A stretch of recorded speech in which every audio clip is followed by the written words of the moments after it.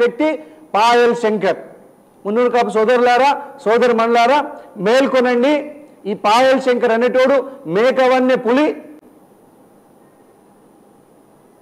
ప్రతిసారి కూడా మున్నూరు కాపు సోదరుల్ని అవమానించడమే పనిగా పెట్టుకున్నాడు. దీనికి కారణం కూడా చాలా స్పష్టం. బీసీ సమాజంలో అత్యధికంగా జనాభా కలిగినటువంటి సమాజం, చాలా చైతన్యవంతమైన సమాజం, కష్టజీవులు మున్నూరు కాపు సమాజం. అటువంటి సమాజం రాజకీయంగా పైకొస్తే గనక ఈ పాయల్ శంకర్కు పుట్టగతులు ఉండవని పాయల్ శంకర్ ప్రతిసారి మున్నూరు కాపు సోదరుల్ని అవమానించుకుంటూ వస్తున్నాడు. ఖబర్దార్ పాయల్ శంకర్, ఇంకొకసారి మున్నూరు కాపు సోదరులకు ఎవరికైనా అవమానం జరిగితే గనక ఖచ్చితంగా దానికి తగిన మూల్యం పాయల్ శంకర్ను చెల్లించుకోవాల్సి వస్తుంది. జోగు రామన్న గారు క్షవరమైన తర్వాత మీకు వివరం తెలిసింది కదా, పాయల్ శంకర్ ఎట్లాంటి వాడని మీకు వివరం తెలిసిందా? ఇటువంటి రాక్షసుని మీరే కదా పెంచి పోషించింది. పని గౌరవం ఇచ్చి ఆడ కూర్చోబెట్టి ఈడ కూర్చోబెట్టి లోపాయికారు ఒప్పందం చేసి మీకు ఇప్పుడు అర్థమైందా? పాముకు పాలు పోస్తే నిన్ను కాటేయకుండా ఉండదు జోగు రామన్న గారు. ఇప్పటికైనా క్షవరమైన తర్వాత వివరం తెలిసింది అనుకుంటున్నా. మీకు కనీసం మిమ్మల్ని ఒక మాజీ మంత్రిగా 4 సార్లు గెలిచిన ఎమ్మెల్యే కూడా చూడలే పాయల్ శంకర్. మీ అబ్బాయి మీ కొడుకు జోగు ప్రేమేందర్ కనీసం మున్సిపల్ చైర్మన్ ఉన్నది కూడా చూడలే. గుర్తుపెట్టుకోండి జోగు రామన్న గారు, పాముకు పాలు పోస్తే అది మనల్ని కాటేసేటువంటి ప్రమాదం ఉంటుంది. ఈ పాయల్ శంకరు పాము కంటే కూడా డేంజర్ మనిషి. ఆదిలాబాద్ ప్రజల రక్తం తాగడానికి ఈరోజు రకరకాలుగా వ్యాపారుల్ని బెదిరిస్తున్నాడు, ప్రజల్ని భయభ్రాంతులకు గురి చేస్తున్నాడు, కబ్జాల పేరు మీద హడలెత్తిస్తున్నాడు. అధికారుల్ని గవర్నమెంట్ ఆఫీసర్లందరూ పాయల్ శంకర్తో జాగ్రత్తగా ఉండండి. మిమ్మల్ని ఏసీబీకి పట్టించేటువంటి ప్రయత్నం చేస్తాడు పాయల్ శంకర్. పాయల్ శంకర్తో ఎవరైనా లావాదేవీలు పెట్టుకునేటువంటి వాడు అధికారి ఉంటే కనుక మిమ్మల్ని ఏసీబీలకు పట్టించే ప్రయత్నం కూడా పాయల్ శంకర్ చేస్తాడు. పాయల్ శంకర్ అనేటువంటి అధికారం కోసం ఏమైనా చేస్తాడు. అధికారుల్ని ఏసీబీలకు పట్టించడానికి కూడా వెనకాడు. కాబట్టి గుర్తుపెట్టుకోండి, పాయల్ శంకర్తో రాసుకొని పూసుకొని తిరుగుతున్నటువంటి అధికారులు రాగా మీకు కూడా శ్రీకృష్ణుని జన్మస్థానం అనేటువంటి జైలు గోడలకు మీరు కూడా ఎప్పుడూ వెళ్లాల్సి వస్తుంది.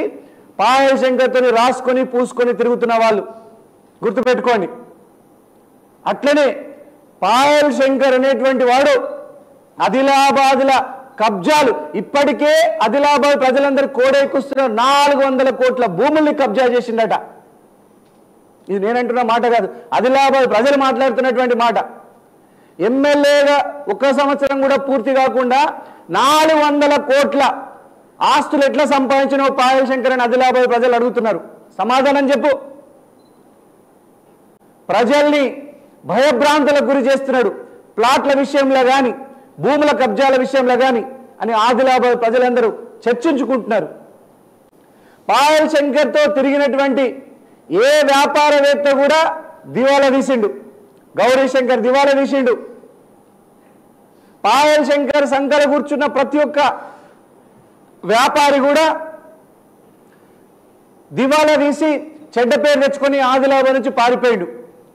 ఇక ఇప్పుడు వ్యాపారులు అంతా అయిపోయింది, ఇక స్వామీజీని కూడా దివాలా తీసే పరిస్థితి తెచ్చుకుంటున్నాడు పాయల్ శంకర్. ఏమయా ఏం స్వామీజీ? యోగానంద సరస్వతి గారు మీకు శోభ ఇస్తుందా? బతుకమ్మ ఆడే మహిళల్ని దొబ్బేసిండ్రు మీరు. మీకు ఇది మంచితనం ఇస్తుందా? బతుకమ్మ ఆడే మహిళల్ని దొబ్బేసిండ్రు మీరు. పాయల్ శంకర్ సంకల కూర్చుకొని రాజకీయాలు చేద్దామంటే యోగానంద సరస్వతి గారు మీరు కూడా గౌరీ శంకర్ లాగా మిమ్మల్ని కూడా భ్రష్టు పట్టిస్తాడు. ఇంకా అంతో కొంత మీకు ఒక మంచి పేరు ఉన్నది, దాన్ని కాపాడుకోవాలనుకుంటే పర్వాలేదు.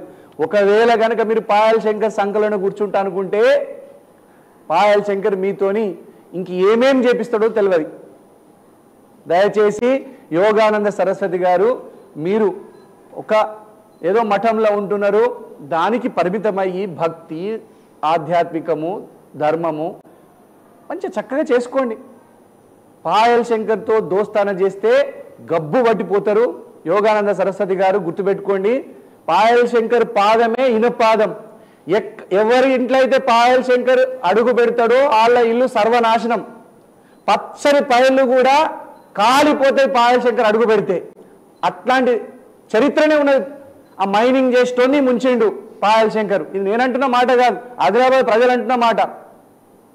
ఆ తర్వాత గౌరీ శంకర్ని ముంచిండు. ఆదిలాబాద్లో మార్వాడి సెట్ల నుంచి పైసలు వసూలు చేసేది ఎవరైనా చిన్న పిల్లని అడిగినా పాయల్ శంకర్ పేరు చెప్తుండట.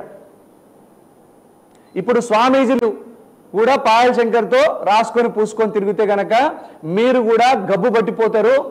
మీరు కూడా బతుకమ్మ ఆడే మీ యోగానంద సరస్వతి గారు గంగ చంద్రముఖిగా మారినట్టుగా